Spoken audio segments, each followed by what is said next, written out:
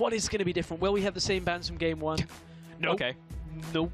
Yeah, ban that Gangplank instantly. That was tearing through DNL the later that game got on. Again. It was very difficult. Yeah, it was very difficult in that laning phase. Elise will be banned out by Dig, so will the Aurelius. Nothing changes from them. Janna and Twisted Fate from game one. That does leave out the Fizz, but Fizz wasn't picked up last game either from Dignitas, so we'll see. Rengar, okay, banned out from Dignitas, so that will be taken away from Kyrie, so they can't go for that early gameplay.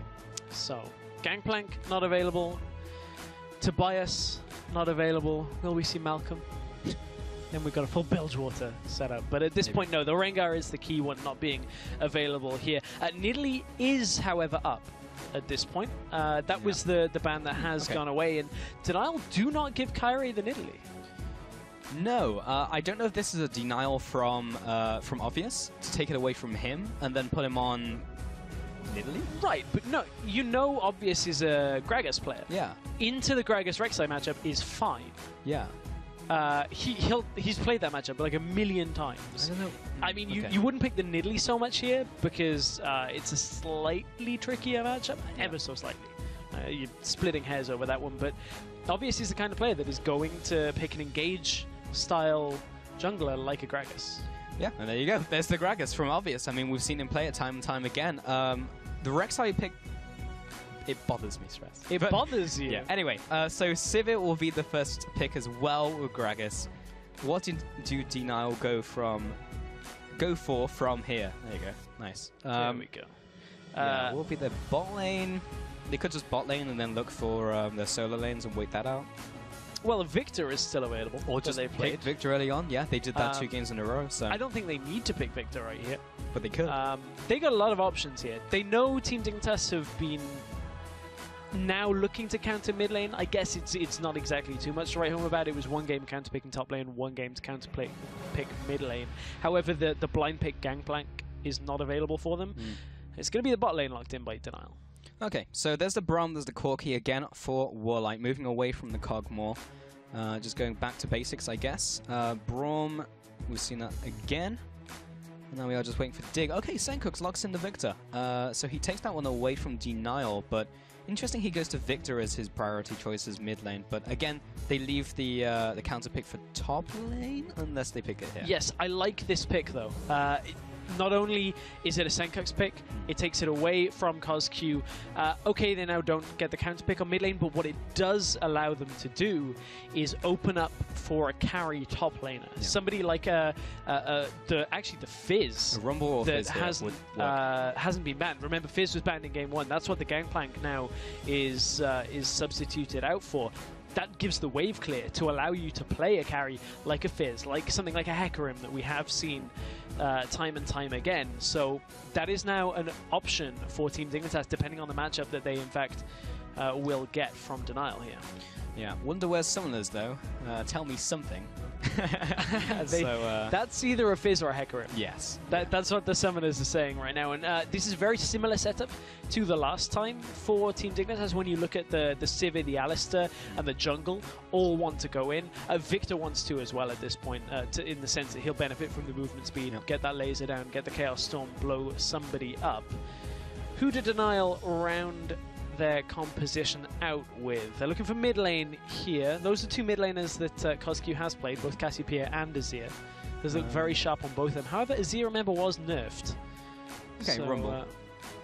Rumble for the top lane. For sure. And the Cassiopeia. Okay, all right. A lot of magic damage on this composition. This is also back to basics for pretty much everyone on Denial. Right. CosQ on Cassiopeia, Warlight on Corki, the Rumble, which Wicked's played every single game. Like, this is comfort right here for Denial. For sure. And it's a composition that is looking for a mid game. Cassiopeia obviously wants to scale later, but this still is going to be mixed in there with the Equalizer, with the Corki. Everything about Denial, as you said, very familiar to what they want to play. Yeah, so we're looking at this final pick in from Team Dignitas EU. We were thinking of the Rumble, the Fizz, which is what Wonderware's picked historically as his carrier top laners. And with Rumble being off the board, Fizz would make sense. He was banned in game 1. It was taken away from him. Didn't take it for the last game as Gangplank was open. He picked Gangplank and had a terror of a game. And we'll see what this final pick is. I would like to Fizz from Wonderwear. I think it would fit very nicely in here. We'd give him that carry and would have an okay lane against Rumble as well. Yeah. However, if there is a lane swap setup, might be a tough one for the Fizz. That typically is one way of dealing with it. And we know that Team Dignitas, when in a lane swap, tend not to prioritize giving a lot of gold over to Wonderwear. They do struggle in that essence. That is one of the situations where earlier into the split we did see less focus going on to Wonderwear. In general, he doesn't get a whole bunch of help from his team. So that's something we're going to have to kind of keep a track of throughout this game. But the setup is pretty straightforward for Team Dignitas. Fizz 1v1s over in the side lane. The rest of the team have a lot of engage and wave clear. So in theory, and disengage when you tie in Gregus, in theory, Denial should struggle to get onto Team Dignitas without any real consistent hard engage. Yeah. All you've got is the knockup from Kyrie, if you can get there. The ult flash from CosQ, if you know you've got the numbers advantage, or the Braum ult, which is difficult to use as real consistent hard engage. Yeah, it's all difficult to engage, honestly. Yeah. It's all situational, also dependent as well on having flash, which can be difficult. And when you have consistent disengage from Sivir, Alistair, Gragas, even Victor as well from his gravity field, and Wonderwear by himself can just peace out. So, yeah. Pretty hard to get on top of. We're in a similar situation to last game where there's going to become a point where nobody on Denial can deal with Wonderwear, so they have to deal with it by bringing him to the fight. However, we saw that Denial ultimately would be punished by that with that final fight, with Wonderwear getting a great flank on Gangplank. If he can do the same again, could end up going Team Dignitas' way, but certainly there is so much on the line in now what is essentially a best of one. Yeah. And this is difficult for both of the teams, even mentally coming into this game. But remember, for the very last time today, jump on Twitter, tweet at LOL eSports using those hashtags DNL win or DEU win. I'll be seeing on what you think in game. Now, you kind of went from one side to the other side as we went through this series. Went from Denial to Dig, but 50-50 for game 3. Yeah. 50-50, exactly, yeah. Exactly 50-50. That's where I'm sitting at right now. I actually don't know which team will win this one, but whoever does win will go into the grand finals. The loser will have to go into the third place match, which will be next week in another best of 3 against the loser from tomorrow.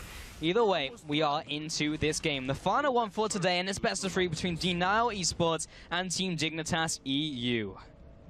So Denial... Oh? Who? Guess who? Who are you? Guess who? Who's that Pokemon?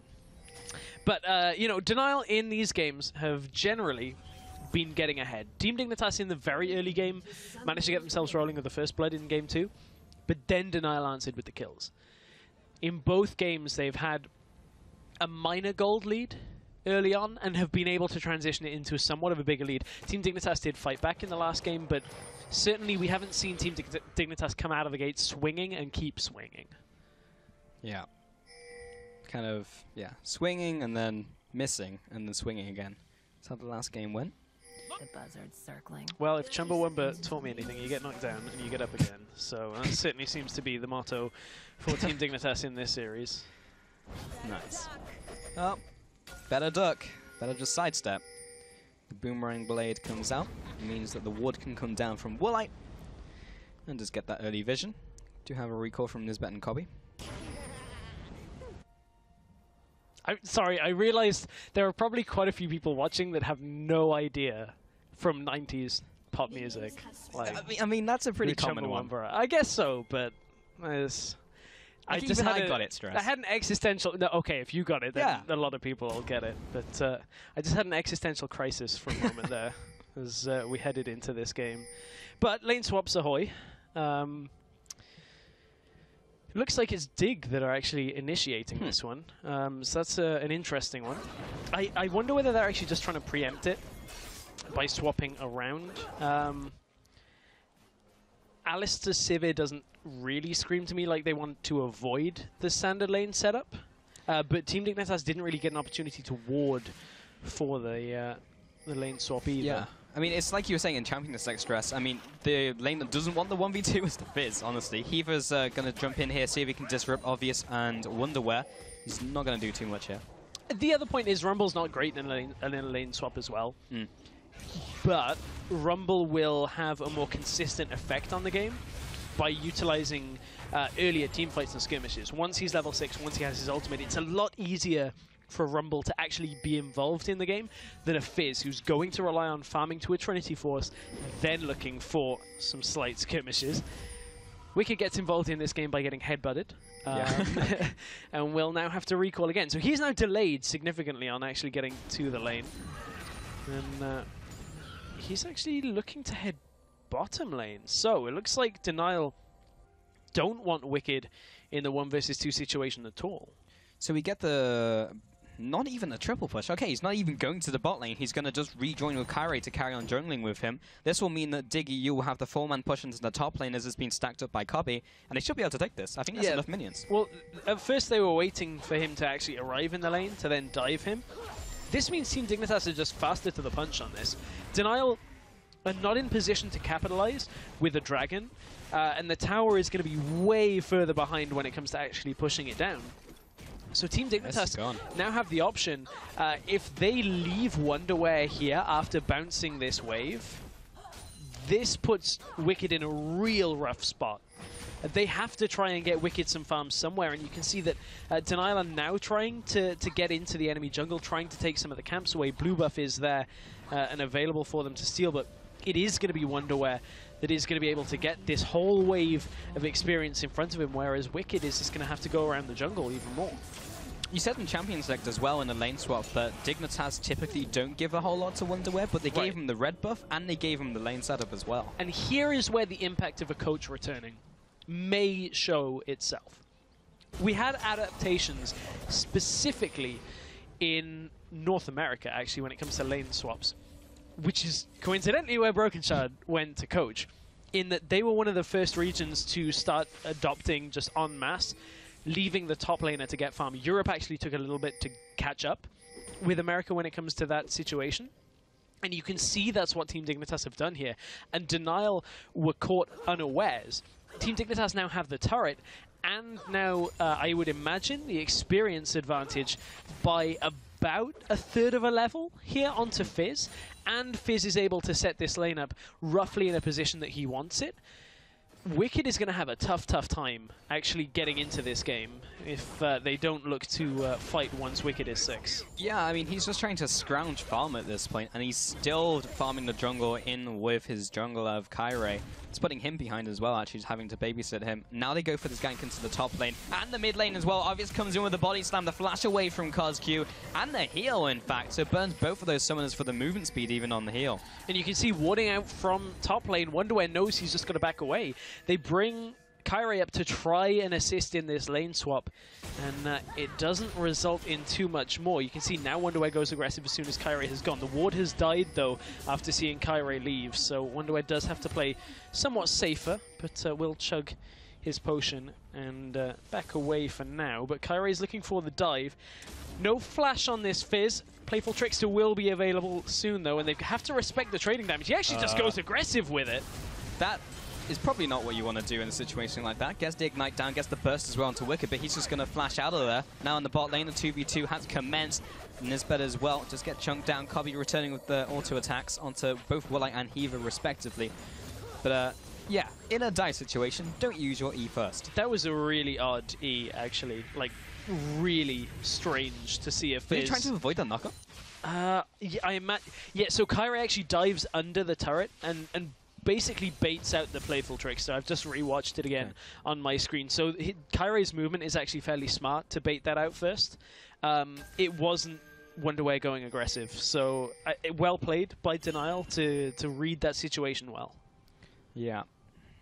Yeah, I mean, it's hard as a Fizz in that situation because you either get knocked up or you try and preempt the knock up, and then But in a situation like that, Kyrie doesn't need to preemptively W. He can just click on his target and then knock up whenever. So that's how that one went down. Kyrie and Wicked still farming the jungle by each other because despite that kill onto Wonderwear, he's still way far ahead on top of Wicked, especially as he went back and picked up essentially a power spike in the form of the Sheen. So just going into 1v1 is difficult. Obvious is also on the top side of the map. Kyrie probably can't go for a repeat gank because that only worked because they had both flashes. Yes. At this point, the experience between the two is just about even, but the farm is pretty significantly in favor of Wonderwear, as you were alluding to there. Bottom lane has been a fairly quiet affair, but once again, Denial just edging themselves a minor lead down bottom, but it's mid lane that we are focusing on, because CosQ, no summoners available for another at least minute and a half to 2 minutes right now. Tempted Blue Steel out by Obvious, but it's going to be a little bit too late, as Denial will take that one down. So we're about 8 minutes in. Team Dignitas have a tiny lead for themselves, despite that first blood. And it all stems from that early tower that Team Dignitas were able to take for themselves. And the bot lane just taking away that ward. Well, Dignitas really want that pink ward. And the minion wave is pushing in. Sengunks even comes down for this one as well. Gotta get that pink. They got it, so it worked out. Also, Woolite had to return to lane to farm that minion wave that's pushing into turrets, so it's actually really well worked by Dig on the timing on that one. Wonderwear taking some damage from the Flame Spitter. Obvious is over the wall. Actually saw him out with the Tremor Sense, so didn't want to jump in straight away from Kyrie. I don't really like that 2v2 there from Team Dignitas if they were to have opted for that. Obvious is not quite level 6. He's actually level 4 right now to Kyrie's level 5. So despite Kyrie going around the jungle with Wicked to begin this one out, Obvious is further behind. You can see it reflected in the CS as well. So no real disengage tool. I'm actually interested to see exactly where Obvious has put his priority in the early game, because he's not been in any lanes, and Kyrie has been out on the map a lot more than Obvious has in this early game. Yeah, I would have expected Obvious to have just been farming for the entire early phase, honestly, considering he didn't have to babysit Wonderwear. Mid lane, though, has literally nothing's happened. They've just been farming just like the last game. 80 farm apiece, pretty much as good as you can get at this point in the game. The tier has been completed by CosQ. Going to be trying to get that one up, that one farmed. Mid lane, again, Senkux will be heading back here. Has some gold to spend. Obvious sitting in this top lane. Wicked's just going to use the ultimate for wave clear again. The wave was actually pushing away from him anyway, so it didn't really matter that he used that. The flash away comes in from both Nisbet and Cobby. Don't think it needed to be used by Nisbet, but definitely Cobby in that situation. So burn 2 flashes and the ultimate in from Sivir. Yeah, that was a lot used by the Team Dignitas bottom lane. They were looking, yeah, they probably didn't need Nisbet to flash on that one. Yeah. It was really weird setup down in that bottom lane, but nevertheless they do keep themselves alive. But look at the gold, look at the CS difference that has opened up between these two in the bottom lane. As 94 CS to 67 translates into about a 300 gold lead between the two. So certainly is once again going in favor of Denial.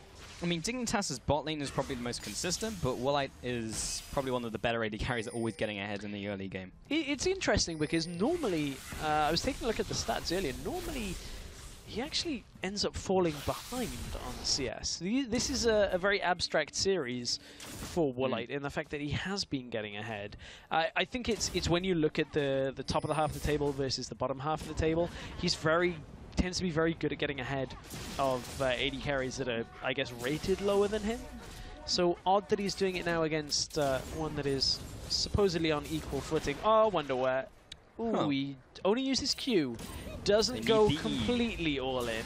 However, Wicked is within range of that Q coming back up and just a Chum the Waters and an Ignite. But Wonderwear knew something was up. Yeah, but he's already used the Playful Trickster. There's the ultimate coming onto Heaver, blocked it away from Wicked there. Wonderwear jumping back in, may get the return kill onto Kyrie as the tower shot comes in. Another tower shot onto Wicked is not going to be able to take him out. So he gets the 1-for-1, but the double assist goes over to Denial. It does, but this frees up Team Dignitas to do stuff elsewhere on the map with this bottom lane pushing in. They just put 3 people top lane to try and stop Wonderwear, and he picked up a kill from it, looking to get closer to that Trinity Force. Bottom lane, they can't quite push through because Corki is a little bit too powerful in front of that minion wave with Phosphorus Bomb for now. So no punish really from Dignitas as Denial to catch out Wonderwear in that top lane. So all of these kills, actually, going to hold that for a second. Good gravity field in from Senkux. Will instantly get the stun onto Kyrie. Kozq coming in from the sidelines as well. He does have his flash and petrifying gaze, but Sankux has already turned his back to him, so he's going to just walk out of there. But both of those kills in this game so far from DNL have gone right on top of Wicked, so even though he's been behind in farm, he's actually not doing too badly because he's got those 2 kills. Man, I can't even speak Inglando today. Warlight coming in onto Nisbet. He does have the ultimate, but that's not going to last forever. Good gravity field again onto Kozq, this time from Senkux. Blasts him the wave with the explosive cast in from Gragas, but not enough to save Nisbet before he goes down. And now that is perfect timing for the Dragon for Denial. Yeah, they are going to trade away the Dragon for Wonderwear now, trying to just push the wave through in the top lane. Nothing really that Team Dignitas can do about this because Cubby recalled as well. I thought maybe they could have looked to have contested this with how low Kyrie was, but Warlight and Wicked were there and did have a lot of health as well. So Denial opt not to fight for it and just take their first Dragon of the game. So again though, Wonderwear is accruing CS in that top lane. We're on the road to that tipping point of where nobody can deal with Fizz. Yeah. Well, maybe Wicked at this point. He has the double spell pen at the moment, so he's pretty strong. Haven't quite reached the destination. Pretty strong. It's no. We're on Not the road. Not the final destination for sure. Yeah. Nisbet taking away that ward there. Rift Spirit on the side of Dignitas. And yeah, take a look at some of the other item builds as well. Bot lane, the Trinity Force has been completed from DNL, so they're actually sitting on a pretty nice power spike with the top lane and the AD carry. Smite comes in from Obvious, taking away that blue buff. He either try and chase them down, lands the Winter's Bite, and the rest of the team will be hopping over the wall there. But yeah, if DNL wants to fight, now would definitely be the time. This is one of the better points in the game for them to do so. The Orchestra of Sweepers. They ring out a different tuned, slightly off-tone chorus. I wonder actually if one sweeper could have cleared both of those bushes. I'm pretty sure. But they kind of just put them on top of each other. But Denial have been pretty consistent with setting up vision control throughout this entire series. And you know, that's kind of one of the benefits of seeing 3 games all on the same side, is you get to start seeing these patterns of where exactly and when a Denial warding, and they're fairly obvious wards being put deep into the enemy jungle, but the frequency of them has been very consistent. Wonderwear with the one-on-one though up against Wicked, not a whole lot that a Rumble can do in that scenario. Heaver has found them, however, and will be trying to get the concussive blow stunned down as Kozq and Kyrie close in from the sidelines. Preyseeker lands, so does a Noxious Blast. Another Winter's Bite, that should be a dead Wonderwear. He'll hop over the wall. Oh, but it goes to Heaver. Oh, actually worked out really well. Yeah, because Kozq would have loved that kill. Yeah. But not today. Not today, Kozq. So well played by Wonderwear to get himself at least out of that situation without giving gold over to one of the carries of Denial, because Kozq is going to need a long time to get into this game. He's farming fairly well, but is sat on that tier in parts of the Abyssal Scepter, so his actual damage output is fairly limited right now, and will be for about another 10 to 15 minutes until he gets, you know, a needlessly large rod item, plus that finished Seraph's Embrace. That's when you'll start seeing the massive amount of damage that we've seen from Kozq's Cassiopeia before. So we praised these teams for different things. Dignitas for their macro game, how they controlled Dragon and objectives extremely well. Haven't necessarily seen that super prevalent in these games, but DNL has essentially been doing that themselves. Their early Dragon control has been great. They usually just find an advantage and translate that into a Dragon, and generally get the first 2 to 3 in this series. Dignitas are always falling behind in that respect, and DNL have just been playing extremely smart. We also saw them lane swap a lot during the split, and this is the first time we really saw it, but it was instigated this time by Dig, so they're responding well in the sense that they knew what to do in that situation, but it was also kind of fortunate the Wicked picked up those kills. Yes, I mean, the initial response was a little bit slow to the mark, but Denial actually just kind of regrouped from it and managed to get themselves a slight lead here based on the kills. Tower's still in favor of Dig right now. It's only a small gold lead as Senkux gets a ward. Kyrie got nothing, but that's life sometimes. That's life. Sometimes the super gets a ward, sometimes it doesn't. It's like bobbing for apples. Yeah, like bobbing for wards. Didn't connect it. Warlight and Kyrie in the top lane taking away this tower. We're getting that one down. Now, 2 towers over to the 3 of Dignitas EU, but do have Cubby and Nisbet in the bottom lane. Actually didn't have too much of a minion wave, but with Obvious coming in as well, he might be able to get at least some damage onto it. Actually, good ultimate from Kyrie, so they won't be able to do that as he void rushes down to the bottom jungle. However, Team Dignitas were only setting up wards here. It's a little bit of... I mean, considering how many people were bot side for Team Dignitas, that's a little bit of wasted pressure by Denial. They stood up against a Fizz who has less than no wave clear without using his E. I'm intrigued they didn't at least finish shoving that wave in and make it difficult for Wonderwear to get back out on the map.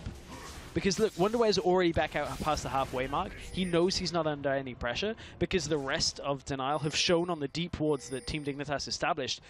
So Wonderwear now forces the recall from Rumble, forces him to come back top lane to defend the inner tower, and relieves all of the damage that Denial did up in that top lane just a mere minute ago. I'd like to see Dig secure more vision control over this area, because they secured it before, but now's the time where they need to use that vision to secure more vision for Dragon, but they kind of just hung around mid. But at this point, not only have they got the vision for Dragon, they've got the vision to look to maybe set up a small skirmish before the Dragon, look for a pick, and then get the Dragon from it, rather than just kind of saying, okay, we've got vision behind them, let's just do the Dragon. This is, they're working towards actually getting the pick for it, but at this point, Team Dignitas, they're getting some of their wards cleared out. Yeah, so Kyrie here is going to be clearing out this ward. Dragon is on the horizon. Will be cleared out here. Nisbet is going to try and get some more vision here, clearing away this pink ward in from Denial. And they still keep control over this Dragon pit. Riftcuttler, I don't think is alive. Unlucky. Unlucky Nisbet, though. Doesn't quite get caught out. Comes in with the Winter's Bite again, just trying to zone each other away from this area. Lots of wards coming in from both teams, trying to set up some of these tunnels as well. Wonderwear is in the top lane, so is Wicked. Both of them have the teleport, but Wicked may just walk down, so he's there just a little bit faster. They do have that channel time on the TP. Doesn't actually look like Dignitas are too interested in this Dragon at all. I don't think they can take a tower off it either, so I'm not super sure what they're looking for. No, that's Denial just taking the Dragon away, and I believe we are in a pause, actually, as this game looks like we have had a connection issue. Yeah, on Kyrie. On Kyrie. So hopefully we'll be able to get the game back. Hopefully it's only a brief pause. Yeah. But we are about 20 minutes into the game right now. At this point, the Dragon going over, that gives it the second to Denial. Very similar to games 1 and 2 in that sense. Denial have a lead at 20 minutes, like games 1 and 2. Yes. They have the Dragon lead as well. But however, when it was in the second Dragon kind of phase in game 2, Dignitas still had the gold advantage. In this game, I mean, they're not particularly behind. Too far behind. Yeah, they're basically equal. So for future Dragons, they should be able to contest. The problem is we paused right at the moment where it's just like, well, what did they do with the fact that they didn't contest the Dragon? Are they going to go somewhere else? Are they going to go top lane? Are they going to secure some vision? Because they just straight up decided not to contest it at all. Right. They are heading for the top lane by the looks of things.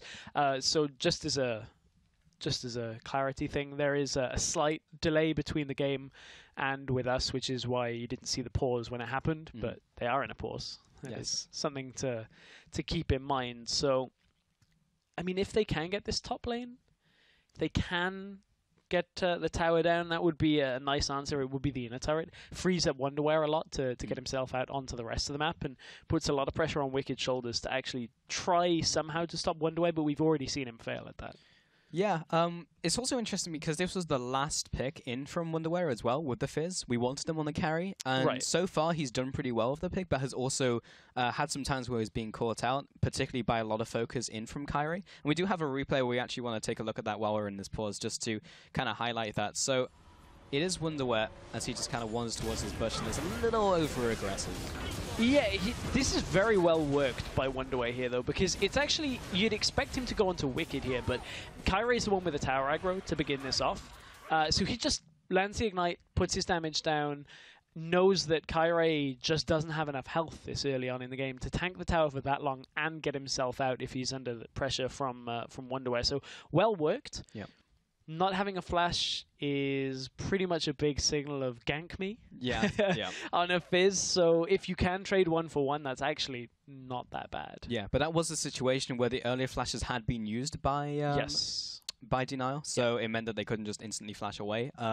It was actually kind of a big deal as well that Heaver blocked the Fizzle, so it landed on him. Yeah. Instead of landing onto Wicked, because otherwise that would have been 2 kills. Because Right. he was like super close. That Chum the Water's damage would have actually been enough to pick up that kill as well. So, yeah, worked well by Denial, but they need a little more because yes, they've utilized the Rek'Sai in this game. Again, that was a point we were talking about. That was the first pick instead of like the likes of an Italy. Right. I think it's been working well. I mean, they've been using it well. I was just a little surprised that he moved away from Rengar onto a pick like Rek'Sai. Yeah, because Rek'Sai's engage is way... I don't want to say... No, it is more difficult to actually use. Rek'Sai is typically used as a secondary engage champion just because of how reliant it is on actually being on top of the enemy to actually start something off. Whereas Rengar, you're the primary catch. That's how it works. We saw it work well for Denial in Game 1. Now Kyrie kind of has to follow up, which is working okay. 0-1-4 currently as we're 20 minutes into this game. It's working well, but how's it going to have an impact the further this game goes on? Fizz is going to become tankier. Alistair is going to become tankier.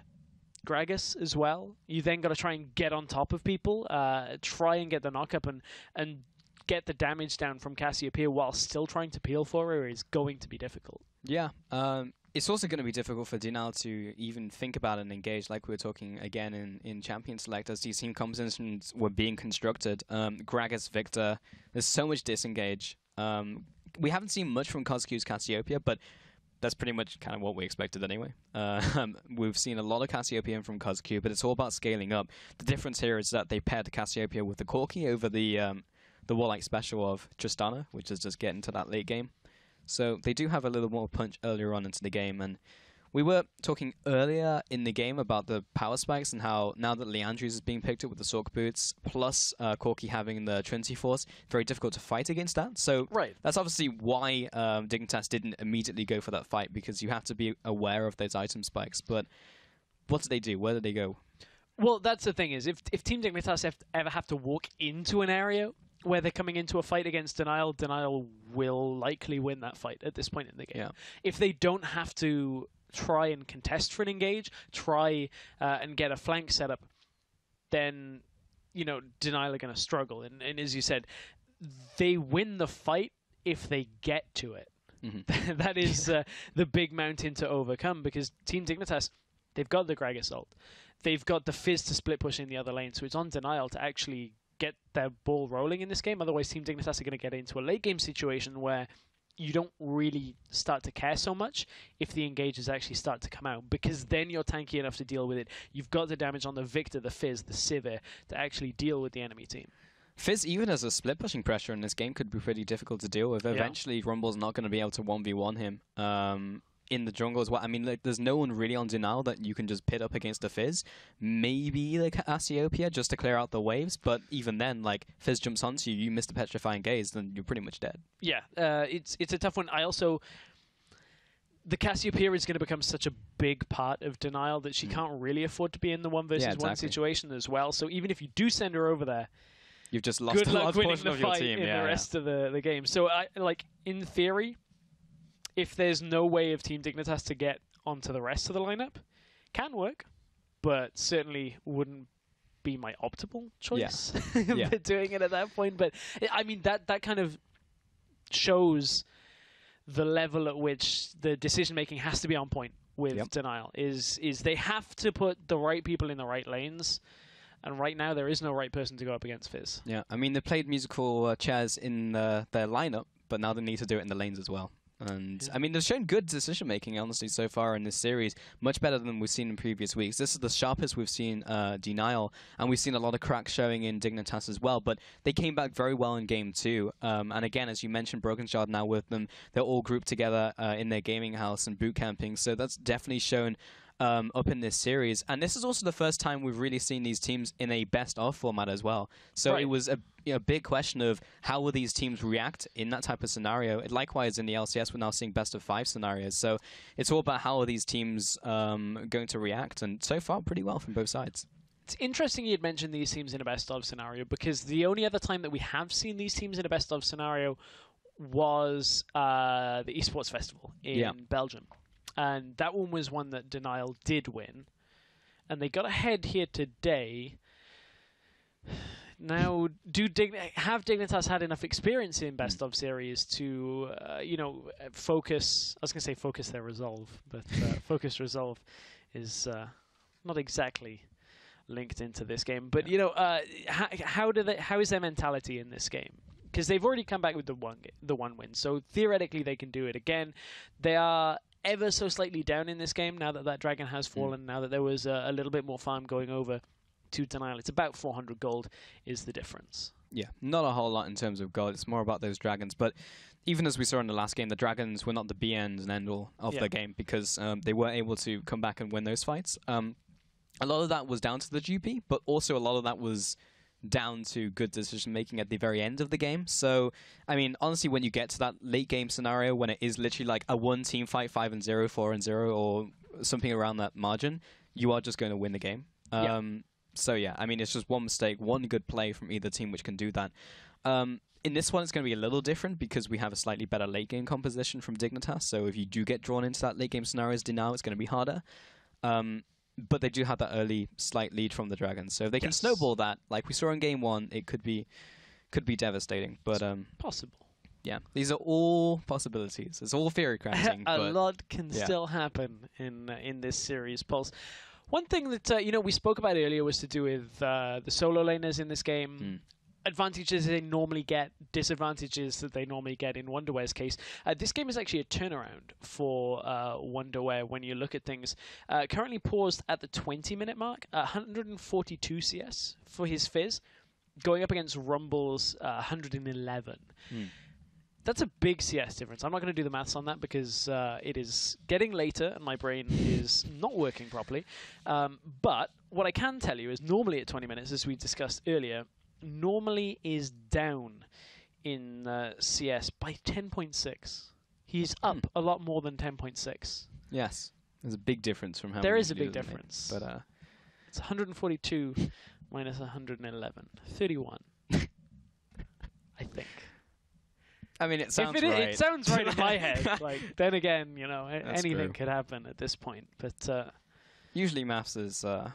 Normally we try not to. Mostly the same. I mean, I took 30 seconds and looked at it, and I was like, I think this is right.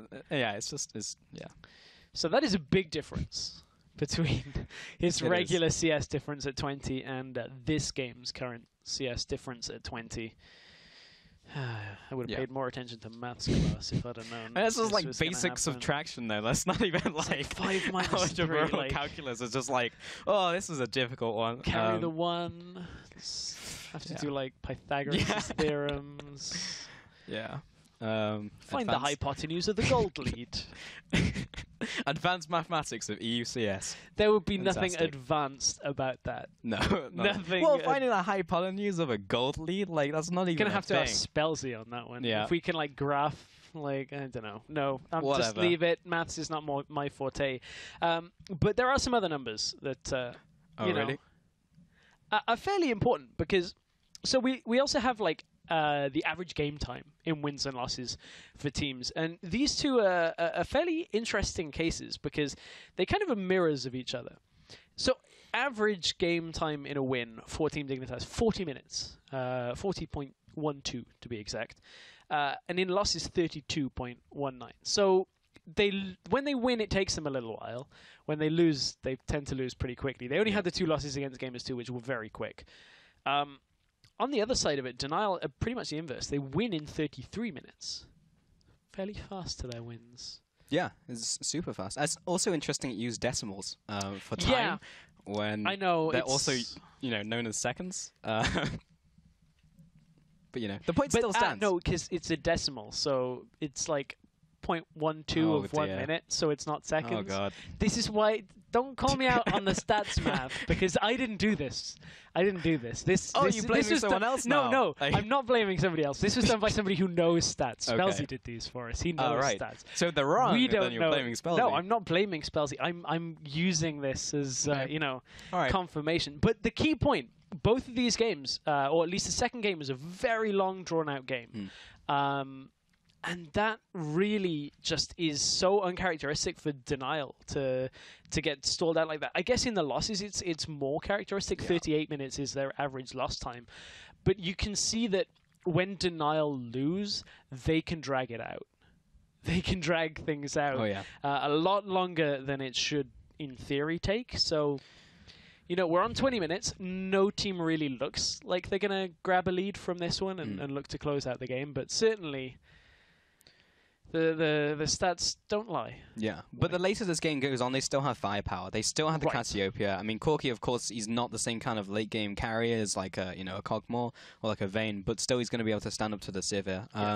And even like blow for blow. But there's still problems, as we talked about, with the composition. So there's not going to be horrible in that sense. And also, this is, as you mentioned in Game 1, this is not necessarily the Denial we've seen from week to week. This is definitely a different playstyle. Definitely the same goal in mind, but a different playstyle for sure. So we don't know if like they're going to be drawn into the late game and that's going to be necessarily their downfall.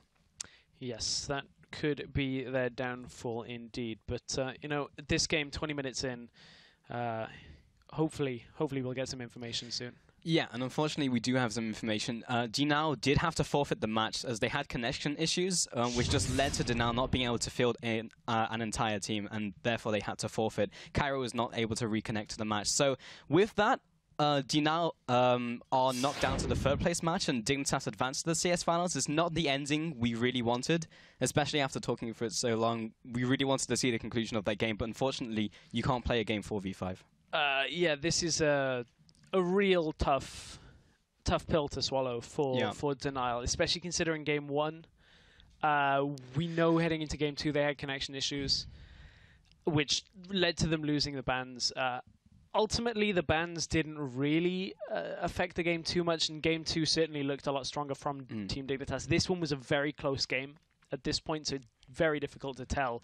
But unfortunately, that is the current situation, and Team Dignitas will be moving on to the finals. Well, what's for certain is DNL, as we even said ourselves, this is the strongest we've seen them so far. And if they are peaking at this point, even though they're going into third place, depending on who they face tomorrow, Gamers 2 or MOUZ, they can definitely put up a strong fight against them, and there's a very real possibility they can go into the promotion tournament still. It just means that the chances of going and getting the auto promotion into the LCS is now off the table for them, but very real possibility up against some of the LCS teams in the promotion tournament. But still, that's another step that they have to take. It is another step, and with that win, Team Dignitas do move on to the finals to meet the winner of tomorrow's best of 3. That means Denial fall to the third place game to fight for the last promotion tournament slot. Yeah, so remember to tune in again tomorrow where Gamers 2 and MOUZ Sports will find out in another best of 3. Gamers 2, remember, picked blue for games 1 and 3, and MOUZ Sports picked up red for game 2. Yes, they did. That's going to be an interesting one. I'm looking forward to it. So if you want to rewatch any of the action from today, log on to lolesports.com. Those first 2 games will be up there. Yeah, and if you need a reminder of the dates and schedule for the rest of the playoffs, check out the Challenger Series Summer Playoffs Primer over at the Articles tab. Yeah, and make sure you tune into the North American Challenger Series later today, where Renegades and Team Imagine will play out their semi-final, and Freakin' Zyrene will be covering the action at 3 AM CST or 12 PM Pacific time. So that's all from us here today at the Challenger Series. It wasn't the ending that we wanted, but it is what we ultimately got. So from myself, Stress, and the Challenger broadcast team, thank you for tuning in, and we'll see you again tomorrow. Team Dignitas is using the Sivir ultimate to go in. The Alistair, the Rek'Sai. Wow, Wonderway is just going to try and trade with people and completely blow them up. He's fine.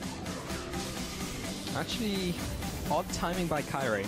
The minion wave was cleared out. Senka was going back, and Senka goes to Ward, so this actually might work out. Turns around, gets the shocking orb down onto Cosq, follows up as well with the Death Ray on the ultimate coming in.